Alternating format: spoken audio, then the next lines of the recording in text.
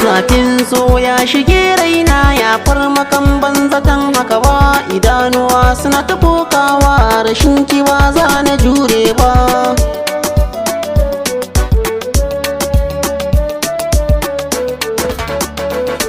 Zafi na so ya saka ni a yanzu ina ta yin nazari, wata ina zuci ta sarke tamkar ya almajiri.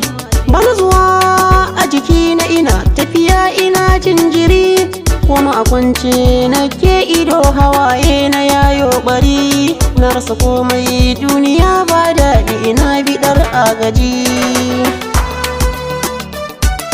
ina biɗar agaji.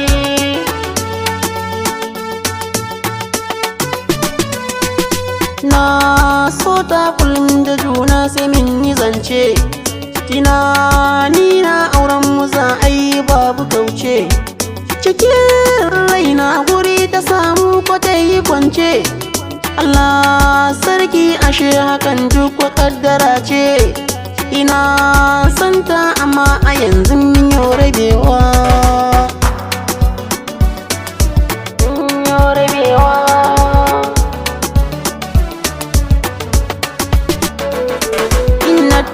ta a kullum zuciyata take rikewa, tamkar a ce jini hanta kun gaba batun rabewa. Na so ta sanda baki yayi kaɗan yayo furtawa, hakan yasa abokai suke kallo na nafiwawa.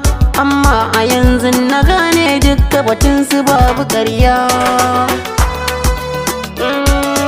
babu ƙarya.